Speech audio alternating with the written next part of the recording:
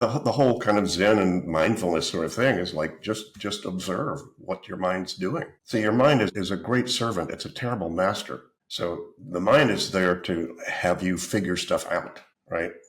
But most people think they're thinking, but they're not. They're just reacting. Real thinking is hard work. Wait till you write the book. Real thinking is hard work. I mean, it takes, you have to think about thinking, and it's not something that happens automatically. You'll tend to react automatically, but thinking itself is a process. Welcome to The Golf Parent, where you get access to the best minds in junior golf. David, I'm very excited for this conversation. Thank you so much for joining me today. Thanks for the invitation, Ryan. Glad to be here. So I was saying off air that I was introduced to your first book, Getting Things Done, The Art of Stress-Free Productivity, many years ago when I was in university. And it became a foundational system for me to kind of organize my life, to get things done in a much more efficient way. Now, maybe let's just start the conversation where there may be those in the audience that aren't familiar with your system of what you've come up with. Can you, for those that maybe aren't familiar, can you maybe just explain the core fundamentals or principles of your system? Sure.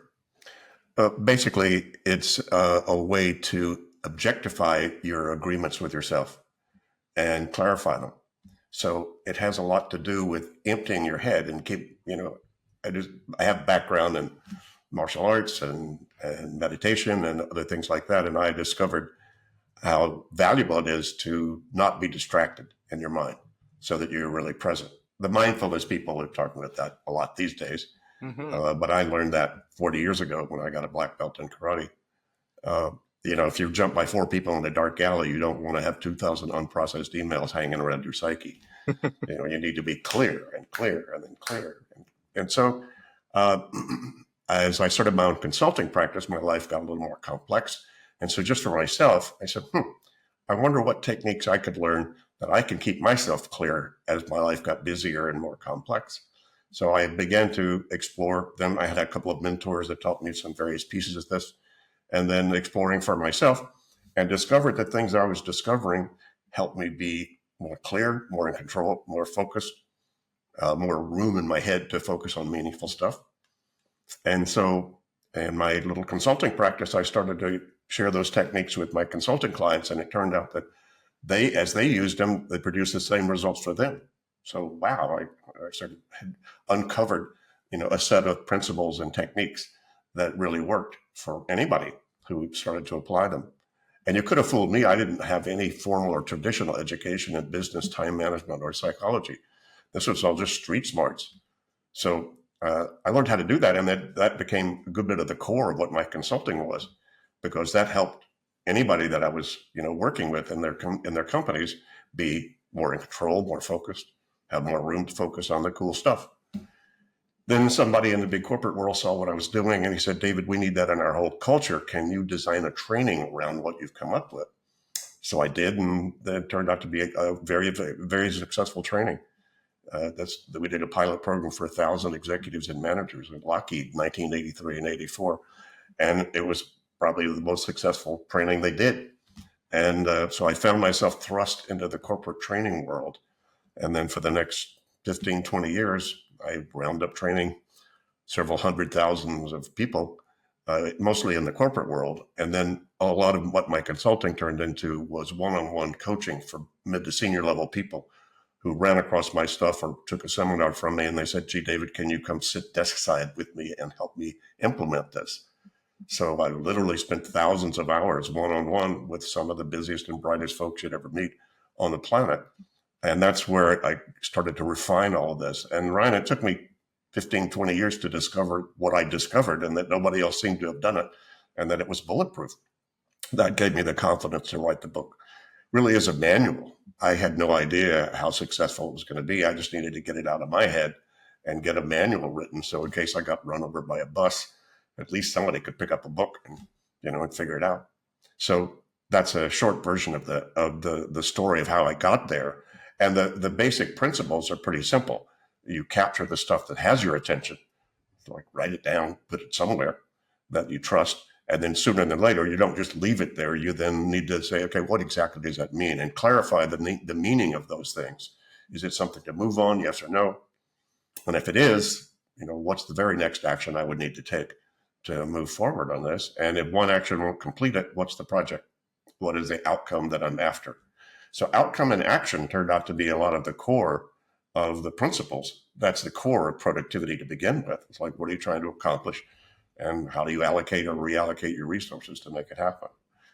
So we wound up with, I didn't really make it up. What I did was discovered and recognized these best practices to capture what has your attention, clarify what it means, organize the results of that thinking into some sort of trusted external brain, mostly lists, and then building a review and reflection process so that you don't just leave it there. You actually use it to then stay in touch with your world and keep it current. And then step 5 is engage. So then you make more trusted choices about what to do as opposed to being driven off latest and loudest. And most people are pretty much driven by latest and loudest, and they're still trying to use their head as their office, and your head's a crappy office. Your brain did not evolve to remember, remind, prioritize, or manage relationships between more than 4 things. That's new cognitive science data, by the way. I didn't make that up. I recognized it many years ago. And the cognitive scientists in the last decade or so have now done quite a bit of study that your brain is not designed to remember, remind, prioritize, or manage relationships between 4 things. That's it. As soon as you have more than 4 things on your mind, you're going to be driven by latest and loudest and not making good strategic, intuitive choices about what to do.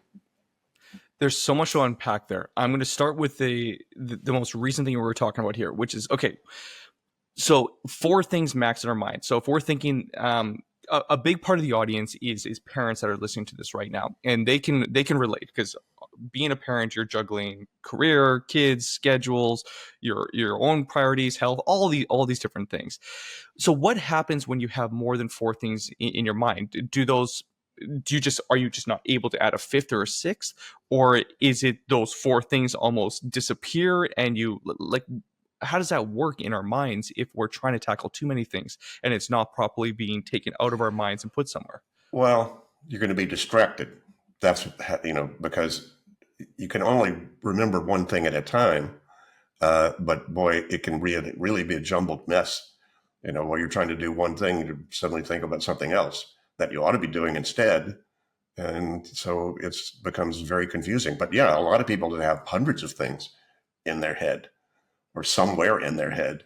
The problem is that your head has no sense of past or future, and it will tend to wake you up at 3 o'clock in the morning about stuff you can't do anything about at 3 o'clock in the morning. It's just, your brain doesn't have one. We've all been there. We've all been there. In fact, I was just talking to my mother before the podcast, and she was up at 3 in the morning because she had a lot on her mind and she wasn't able to go back to sleep. So what would you suggest? Because I know you're striking a chord with pretty much everybody, because we've all been there, and unfortunately, more often than not, are we kind of too much in our mind. And I'd love to learn a little bit more about your meditative practice, or that side of what inspired you. But maybe just that problem right there, where we wake up in the middle of the night, there's stuff on our mind, and we feel like helpless, that we don't know what to do. What would you suggest in that case to kind of help? Well, there's a high-tech series of instruments called pen and paper. I mean, what if they just discovered pens and paper? Think of how incredible that would be. Wait a second, Devin. I'm going to write this down. So pen and paper. I'm going to write it on a piece of paper with a pen. Yeah. And so, that's the first step, really. And, I've spent thousands of hours having executives, have a whole pile. Sorry, you can cut that out, I guess. No, that's okay. Just start out with a big pile of blank paper, and everything on their mind, they write down 1 per piece of paper and throw it all in their in tray. So First one of all, item they need to per piece of paper. have an in tray. Yeah. 1 item per piece of paper. Now you could make them on a list if you want to, but then step 2, it's a lot easier to then clarify one at a time. Pick it up, Not try to look through the list at the easy stuff or whatever, but do the very first thing that you pick up from your pile, and then ask the right questions. Is it an actionable item? Yes or no? Right? If no, then it could be trash, well, a dumb idea, or it could be maybe reference, or maybe I just need to keep track of it somewhere. Or it could be, no, there's nothing to move on it right now, but there might be later. And so incubate or on hold is another category. So there are three non-actionable kinds of things.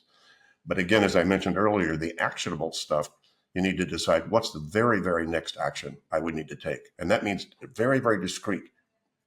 An email to send, a website to surf, a conversation to have with your kids or with the boss or with the coach or whatever. And those are very specific kinds of next actions. And then if you can finish that next action in 2 minutes, you should just do it right then, because it would take you longer to organize it and look at it again than to finish it right then if it can be done in 2 minutes or less. And you'd be amazed how many 2-minute things people actually have when they sit down and think, oh, wait a minute, what's the next thing I need? Oh, God. Oh, yeah. Oh, I could do that real quick. Yeah.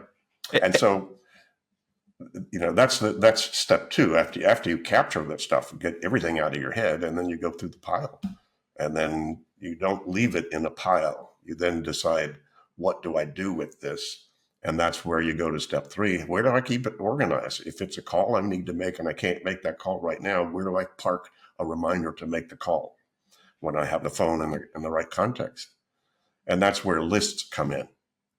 So, lists, most people actually, if they actually did this full inventory of a full core dump out of their head and then clarify all the actions they have, most people have over 150 next actions.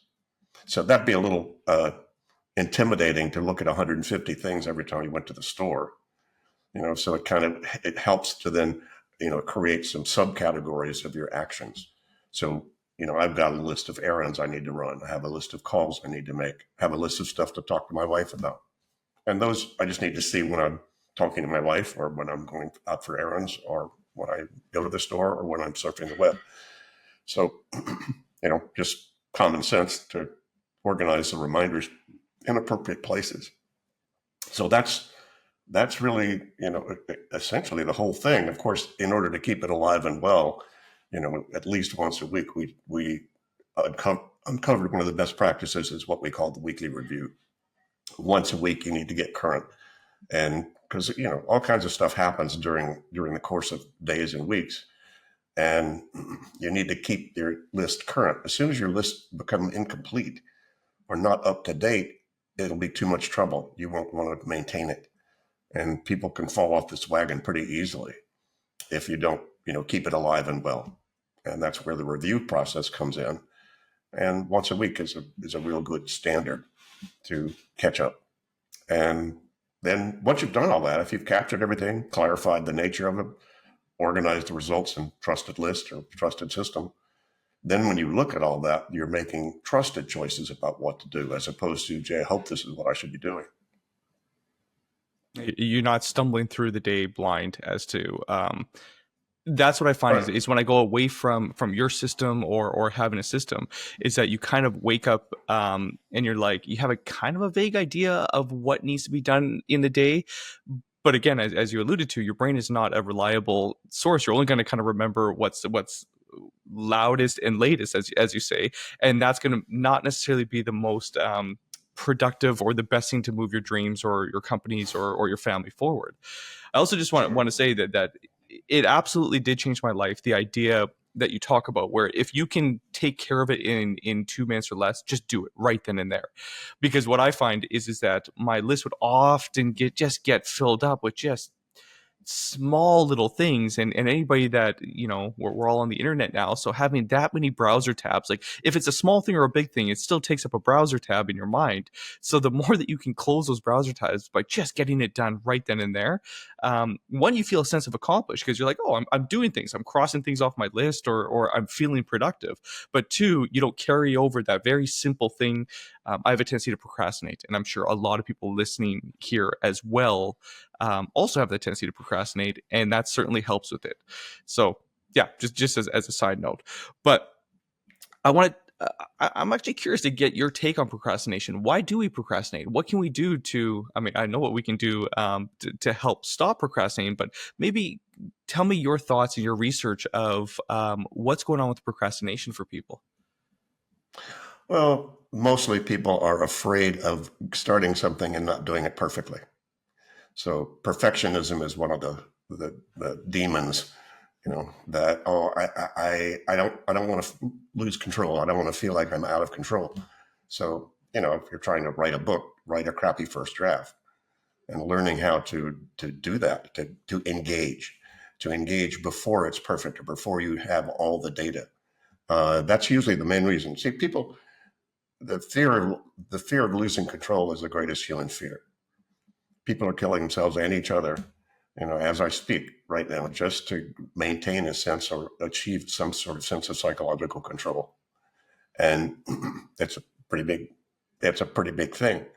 And you may be procrastinating about cleaning your garage because you don't want to walk in where there are living things there, and it's dirty, and it's like, oh my God, it's not going to be easy, and so then you freak out about it before you even start. You were talking about my last weekend. Yeah. Yeah, and probably the biggest thing is people avoid. They think they need to think through something perfectly or have it all planned out before they get started. But you got to just start. You know, uh, you're not gonna. You can't. You can't figure out what the perfect golf game is before you get out there and start whacking the ball, right? And start getting feedback and start course correcting. As you know, that's how you get better at anything. But you got to start. So the fear of starting something imperfectly is probably the biggest reason people procrastinate. 100%. Yeah, well said. You talked about the weekly review as being an important part of the process. What have you found is it individual as to when to kind of do the brain dump or the list, when to kind of capture those initial kind of browser tabs in your mind? Have you found it to be more effective at night before you go to bed, first thing in the morning when you wake up, or is it individualized? It's whenever you have the thought. Like, I think if it's not, you're not going to get rid of it by leaving it in there, right? So whenever something occurs to you, you can't finish in the moment, but you still need to decide or do something about, write it down. That's why, you know, uh, I've lived with this tool for, 35 years. It's got plastic and a little pen and a little piece of paper. And some of my coolest ideas, you know, wound up starting here, and some of them are stupid. I like, David, too much wine or, right, what a dumb thing, but all the good stuff I don't miss. I don't miss any of it. For those that are So, just listening to the podcast and not viewing it, David just pulled out a wallet. And on one side is his cards, credit cards, all the plastic. And on the other side is a little notepad with a little pen that's there where he's written. yeah, I couldn't see what it is, but maybe it said too much wine. I don't know what you did last night, David, but no, it's something I need to input into my accounting system. yes. So let's switch gears then and focus on sports and getting a little bit better every day at sports and just trying to figure out, a big component of the podcast is junior golf and figuring out, how to progress and how to get better through the ranks of junior golf. What would you suggest then would be maybe a stripped down or a simplified, I mean, your system's simple and it's not complicated and it works, but what would you suggest to maybe a 10 to 14-year-old who's balancing kind of school, friends, wanting to get better, tournaments, all the rest of that? Like, is there something that you would suggest or a system to just help get better at a sport specifically? Well, nothing like practice, practice, practice. Hmm. That's always good, but it's also good to make sure you have a clear head. You don't want to be distracted. You want to have essentially nothing on your mind except where you want that ball to go. And so if you are distracted by something, you need to write it down. So the same advice for a 10-year-old as it is for a 95-year-old doesn't matter. It's the same kind of limitation of your mind. And so kids, they don't have to have a very complicated system. They just need some place to write it down. And then they need a good in basket. They can just throw their notes in there and, make sure they're not missing anything. So it's the same advice for a 10-year-old as it is for, a CEO. Different, very different content, but Sure. same principles. Yeah, might be get apple juice as opposed to talk to the CFO and something a little bit more complicated. But Right. do you see in this day and age? I mean, you've obviously watched as things have been evolving over the decades. Do you see this need to kind of clarify, organize, and strategize our thoughts to be more important now, less important with technology and with the prevalence of distractions? Like where do you see the current state of the human mind in the Western world? Well, there's nothing new except how frequently things are. That's what's new. And what the digital world has done is add speed and volume to the inputs that you probably need to take a look at or are interested in taking a look at. And there's another syndrome that I call channel creep. I don't know how many channels you have to look at, Slack and Evernote and Teams and, and all that stuff. And, every one of those may have relevant data that you might need to take a look at. So nothing's really new except, when I wrote the second edition of Getting Things Done, the principles were the same as in the first edition. What's different was the audience. We wrote the first edition and published in 2001, and it was really targeted to the fast track professional. They were the people who were the hungriest for it, and we're starting to get buried with the tsunami of email and corporate change and flattened organizations and other kinds of things like that. But I knew even when I wrote the first edition that it worked for students, it worked for clergy, it worked for stay-at-home dads, it worked for anybody that had a busy life that wanted to be clearer and feel more comfortable and more confident with their choices. Worked for anybody in that regard. So the second edition was more targeted to a much broader audience that really needed it. And now, maybe in the first edition, maybe 10% of the people in the corporate world, the top 10% were the ones who were the hungriest for it. Now 95% of the people in the corporate world need it, simply because of all that input and speed and volume that the digital world has increased, exponentially. 100%. And in the second book, you talk a lot about horizons. Can you maybe share with the audience what the five horizons or how that fits into it? Yeah, well, one of the questions people always have once they start to write everything down, they say, well, David, how do I set priorities? And I never had a simple answer for that. What I did was recognize the different levels of commitments people have. And so I identified actually there's a ground level and then 5 levels of commitments. The top level of commitment would be purpose and principles. What really, really matters to you, Ryan? You wouldn't want to go off purpose in terms of your life or your work, right? So purpose would be the sort of prime driver, but is knowing your life purpose going to help you decide which email to write first? A little bit. But then you need to drop down not being less, just more operational. So the next operational level of commitment would be vision. What would Ryan be doing wildly successfully 5 years from now? Wild success, that would be the vision level of commitment. And knowing your purpose and your core principles and then knowing your vision, is that going to help you decide which email to write first? A little bit more. But then you're going to have another level of commitment, which is common, especially in the organizational world, which is what I call Horizon 3, which are projects and objectives, goals and objectives. What are the things that you think you need to accomplish over the next year or two in order to make your vision happen? Right? You want to get the book written. You want to move to Europe. You want to, those would be goals and objectives that you could accomplish over the next year or two. And usually in the organizational world, that's where annual planning and budgeting and so forth, that's usually at that level. What's our strategy for the next year or two going to be? And then you come down to horizon 2, and that's to make sure that the whole engine works. And that's all the different levels of commitment that you have and the things you need to be accountable for maintaining at a certain level. Organizationally, this would be sales, operations, admin, human resources, IT, PR, marketing, executive. Those are not things you finish. Those are just things that need to be maintained at a certain level so that you can get to your goal and your vision. You need to make sure. Personally, this would be health and vitality, relationships, fun factor. How you doing about that? And kids, it'd be very helpful for them to sit down and make that list. What are all the things you need to maintain and manage?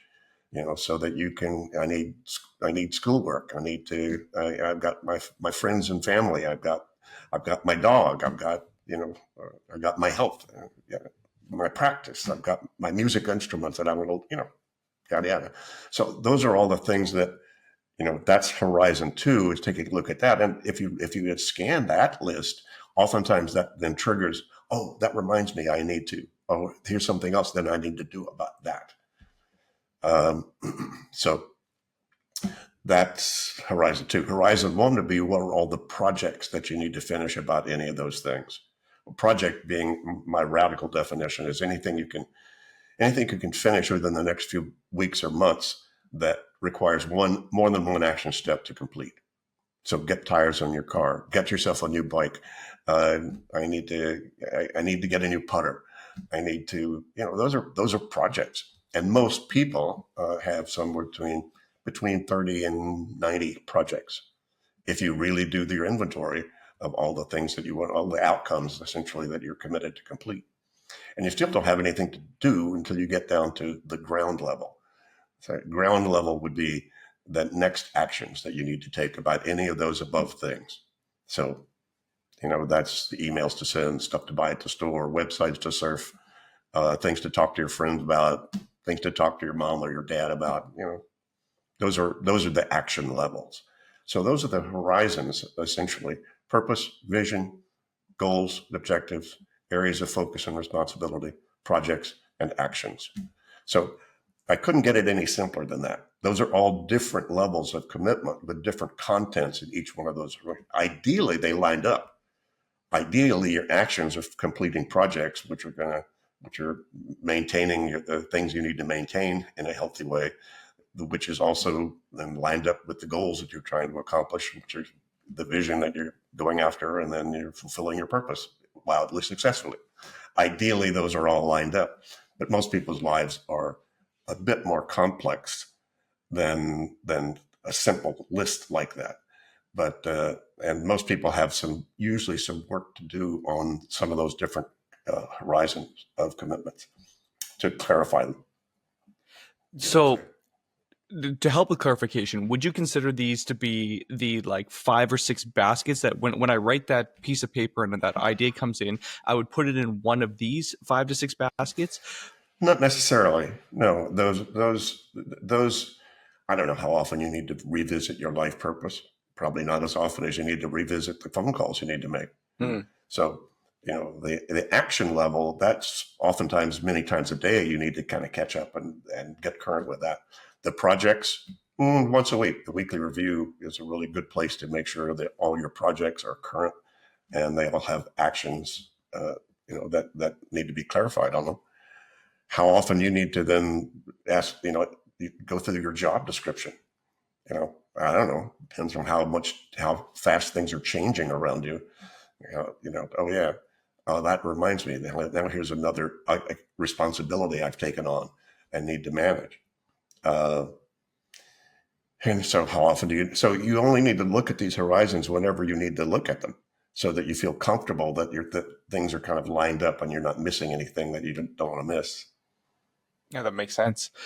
When you developed the system, when you were first working with Lockheed Martin and kind of developing the entire, I guess, executive level structure, did you find? I mean, most executives, most high level kind of business managers and CEOs, they seem to be a type A personality. They seem to have a certain way that their brain works, an organizational way, or the way that they organize information.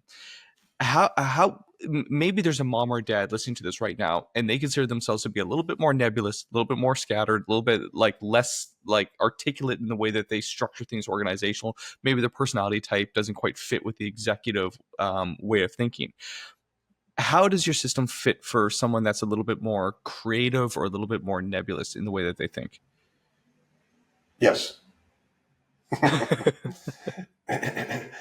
They It's need it even more. well, everybody's going to have a weak suit. Some people, the type A's, sometimes their weakness is they hate detail, you know, and so that's usually what their improvement opportunity is feeling comfortable with making a list of details, Hmm. to go over to bring up at the board meeting or to go over with their assistant or to whatever. And so sometimes it's like lassoing a steer, to get them to focus on that. A lot of people love detail and are challenged to think of vision. So, one or the other, either one can be assisted greatly with this system. So it may not be necessarily that comfortable or familiar with them to do those kinds of things, depending on their personality. But it works for everybody. Yeah, I mean, it's I wear many hats. I've got the executive hat, but I've also got a creative hat, and I do find that no matter what, every human needs clarity, clarity of purpose, clarity of action every single day. Yeah, Because as we talked to before, otherwise you just kind of wake up and you kind of stumble through the day, and sure. And oftentimes the days and get away and from you. and you need boundaries. Mm, Hard to play golf if you don't know where the boundary is. yeah, Right? You need to know where that is. Hard to paint if you don't have a canvas to paint on. sure. Right? And people go, I don't want to get organized. I say, what do you think about the line in the center of the road out there? It's a constraint, right? Oh, no, you love the line in the road bike so that you don't have to worry about somebody hitting you and you can then focus on other things while you're driving. Sure. So, organization is not, if you were totally disorganized, you couldn't get out of bed. Hmm. So everybody's got some level of organization or they wouldn't even be, functioning in terms of just their day-to-day lives. So getting more organized oftentimes is the challenge for a lot of people. So, or thinking that they don't need it. And, that's up to you. So I'm not a motivational speaker, Ryan. I don't really care. I mean, I care. I wouldn't do this work. But my job was defining the game. Your Hmm. job is deciding whether you want to play the game or not and to what degree. So that's up to you. I'm not a motivation. I don't teach habits. I don't teach motivation. I don't do any of that. I just define the game. That turns out that once people recognize the game, it gives them hope. And so, a lot of people love that hope. Oh my God. And they may not implement the whole thing, but at least they know if life got really, really crazy, they know how to get back, in control again. Whether they implement it or not, at least they know the game is there. I was reminded many years ago, did a seminar, I think it was in Los Angeles somewhere, and a guy came up afterwards and he said, I'm so excited. I'm so excited. I said, well, tell me about it. He said, well, David, it's like you let me know that heaven exists. I don't think I'm going to do what I need to do to get into heaven, but I'm really glad to know it's there. So I thought, well, that's then worth me doing this so that people at least know there is a way out if it gets really bad. Yeah, calm the crazy in your mind, 100%. Yeah. I do want to get. I'm kind of curious more on an esoteric or like more not a spiritual, but more the meditative side of the inspiration behind this. But before we get there, what is your? This may be adjacent to your expertise, but I know that you've been around a lot of very high performing individuals, and I'm just kind of curious about your take on goal setting and what you found to be effective. What people like what's an efficient way to recognize and set goals and what have you seen in your experience? It's so individual for the person that I say just set goals that you want. Just answer the question, well, what would you like to have true a year or 2 or 3 from now? And that's not hard for kids to answer. It's not hard for anybody to answer, quite frankly. It may take some thought, like, oh, a year from now, it'd be really nice if I spoke a lot better Dutch than I'm speaking now. Okay, there's a goal, right? Wow, I think we might want to take a road trip to Norway. Okay, well, but that's still a kind of a someday maybe. Someday maybe is another list, by the way. It's a great list to have. Basically, all the things that are cool ideas, but you're not really ready to move on it yet. But you don't want to lose the idea. So someday maybe lists are great, and that's great for kids to have too. Hey, what are all the things you might want to do?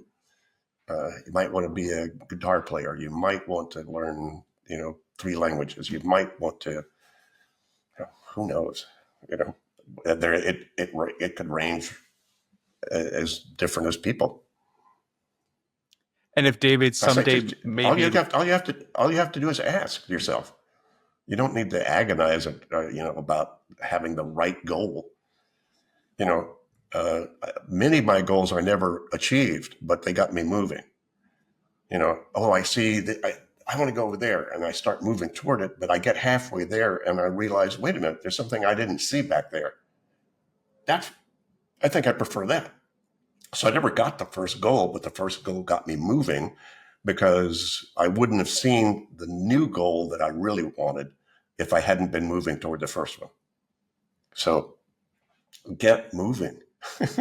Pick something and get moving. And then course correct when you get better data. Come on, you and I are both going to be more mature tomorrow than we are today, right? So don't get too locked into whatever you think you come up with. Just be open to, in case you get better data. Approach them like a working hypothesis. Okay, at least for now, until I get better data, here's where I'm going. But be open to paying attention to better data. And if David's earlier someday maybe goals of learning Dutch and taking a road trip to Norway confuse people, David lives in Amsterdam and has for about a decade. So those goals make a little bit more sense of learning Dutch and taking a road trip to Norway. True. Yeah, very true. Okay, so you've got a new book that just came out, and it's talking more about the team aspect of, it's many of us that are into personal development and self-improvement will go to a seminar, we'll read a book, we get all riled up in the sense that this could change my life, this is amazing, and then we reemerge into the world of everybody that stayed the same and hasn't had that profound epiphany, and things have a tendency to kind of be stifled, or we lose some of that momentum. How do we inspire the teams around us, our families, our team members, to be able to just be more productive and get things done more efficiently? Well, as you probably know, modeling is the best coach. So you do it, look like you're having fun. Your kids say, gee, you look like you're having fun. What are you doing? Oh, you're not old enough. Oh, no, show me. Okay. Oh, okay. So, you can be politically correct, about that, or subtle. But yeah, modeling it so that you do it. And, you can see if somebody's having trouble. You say, hey, read the book. See what kind of rings your bell if you read it. And that's probably the only thing that I've seen really works, universally, is making sure that you're doing it. You know, uh, if you're trying to lead a team or lead a family and you're not writing stuff down, don't expect anybody else to, right? It's simple. It's monkey see, Yeah, monkey do. exactly. Yeah. So that's the best way to do it. One of the reasons we wrote the new book, it's called Team: Getting Things Done with Others, is because we train thousands and thousands of people who got much more productive themselves. But to your point, they walked back into very suboptimal environments, Mm-mm. and they had to use their own skill in playing defense. of other people around them that were letting things fall through the cracks or being unclear and being distracted and having meetings that don't have a clear purpose, ending conversations without going, so what did we just decide and what's the next step and who's doing it? These are basic common sense kinds of things, but they're common sense things that are not commonly done as commonly as they could. And so we wanted to write the manual about, okay, here's all the best practices that we've uncovered. Ed and I, my co-author, combined have over 60 years of experience in working with teams. And so I think we wrote a really good manual. It's not something that you necessarily have to do everything in there, but it covers all the bases. Even if you're on a team, you're already doing a lot of the right things, right? So you just need to notice, wait a minute, where could we improve? What could we enhance? What could we do that could allow the team to more fully express what the team is about? See, the definition of team it includes the purpose. If you don't have a purpose, you don't have a team. And if you have a team, there's some purpose to that. So I know that can get a little squishy when you think, what's the purpose of the family? Well, that's a good question, right? What's the purpose of having children? What's the purpose of raising children? What's the purpose? So purpose is a profound question to ask, at any time. So a lot of those, and we talk about all the different principles that capture, clarify, organize, reflect, and engage is true for a team as well. If I walked into your team, I assume you have a team, some people getting stuff done, with other people. First question I would have is, what's got the team's attention? What's not on cruise control right now? Because it would have the attention of the team or a lot of people on the team if something still needed to be decided or organized or, or put to bed or gotten rid of. So all of those principles of how do you maintain control and focus apply equally to the team and all those horizons. What's the purpose of the team? What are the standards that the team is holding? What would really bother you if it's what happened on the team, right? And that's purpose and principles right there. And then, hey, what's the vision of wild success for the team? Where does the team want to be? And so forth. You can go through all those things, and we do that in the book, explain, in a good bit more detail, what you would do if you wanted to implement any of those aspects and techniques that really help a ton. Yeah, fascinating. I haven't had a chance to read the new book, but if it's anything like your previous books, it's gonna be fantastic and chock full of value and like you said, actionable tips like taking the complicated and making it very very simple so that it can become actionable, which leads to Yep. efficiency. So yeah, Yep. amazing. I think we did that well. So yeah.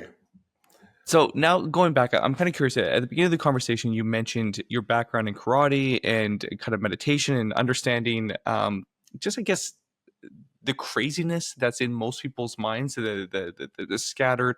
I think in Zen Buddhism they talk about taming the tiger or the drunken monkey that is our brain. What's your take on I don't know if what's your take on consciousness is the right question, but what's your take on what it is about the human brain that makes us inefficient? Why is it that we have a drunken monkey in our brain? Um, and I don't know.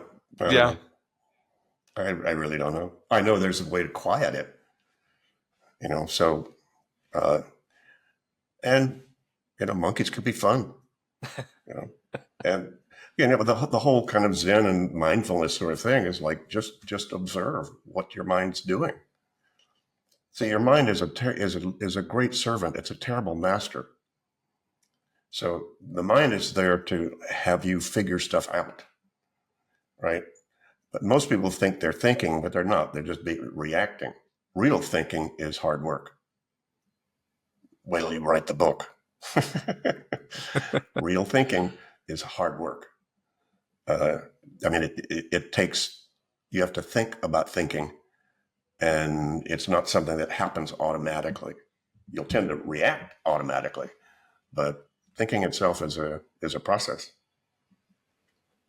yeah, and it's something that like any skill can be developed is what I've what I've observed in my own life is that you're absolutely right that if you're just kind of reacting to thoughts, inputs, oftentimes if you do any sort of meditative practice, you realize that most of the thoughts in your brain, you don't even know where they're coming from. You're not thinking. There's a difference between thinking and thoughts. And once you kind of understand that distinction, you realize how little we actually think throughout the day. And we more just have random thoughts that come into our brain, which is really where your system comes in, which is you take those thoughts, you put them on paper to see whether or not they hold value and where to categorize them and do something with them, but at least get them out to help kind of create a sense of stillness and calm in your brain to allow you to be efficient to handle what you need to handle throughout the day. Sure. And so if you do any kind of meditative or reflective kinds of practices, keep pen and paper right next to you. Because as soon as you start to relax, that onion starts to unpeel. You'd be amazed how many things can come out from one of the rocks there. You are 100% correct. David, for those listening to this right now, or watching it, and they're like, okay, you know what? You get it. You obviously have answers. You've been doing this long. Your system is tried and true. Like, what's the best way for people to kind of get introduced to your system, to your stuff? Where would you direct people? Well, obviously, the Getting Things Done book is a real manual, and the new edition from 2015. Wherever good books are sold, we recommend you support your local bookstore. We like to support local bookstores that are growing, by the way. They thought they were dying off, but they're coming back. Sure. People love the atmosphere of a little bookstore. So, and the tangible books. And you can, the book will be a manual about that. If you would like, by the way, just www.gettingthingsdone.com is our website that lists, we have trainers and trainings all over the world. So wherever you live, we have a great partner, Crucial Learning in Utah that is doing the GTD trainings, public trainings and in-house trainings, the basic training of getting things done. And we have GTD Focus, which is our partner in the US for one-on-one coaching. They're more sophisticated sort of clientele that are getting one-on-one coaching from them. And they're both great partners. So we have partners all over the world that are delivering getting things done trainings and coachings. If you wanted to snack on some stuff, if you go to gettingthingsdone.com/YouTube, you'll see all kinds of little videos that I've done, 2-minute tips for turbulent times and all kinds of stuff there. If you just kind of wanted to snack and hear a little bit more of how I sort of spin all this stuff, that's an easy way to do it. I love that. I don't think I've ever heard it said that way. If you want to just snack on some information, little bite-sized snacks, wonderful. David, any parting kind of advice, or it's complicated times right now. People are very busy. People are distracted. Parents, we're all just trying to do the best that we can. And if we have a child that is showing an aptitude towards something, and we want to do everything we can to kind of help facilitate that dream and make things happen, what would be kind of your general or parting advice for those parents that are seeking to become more efficient and better parents? My parting advice, pretty much for everybody, is your head is for having ideas, but not for holding them. Stop using your head as your office. It does not work. And find some way to externalize whatever all that stuff is. Get some sort of a system if you don't have one already. And, go for clarity. Go for a clear head. Again, martial arts taught me a lot about that. Very quickly focus on your breathing. The mindfulness people, know all that. All you have to do is focus on your breathing, and that helps quiet yourself. And see, the universe is always on. The universe doesn't slow down. The universe is always on. We need to slow down so you can pay attention to the universe and some of its more subtle messages. If you've got a noisy head, it's hard to hear the subtle stuff. Yeah. Well said, David. Beautiful. Thank you so much for making the time to come on the podcast, and really appreciate the value that you've shared. Sure, my pleasure, Ryan. Thanks.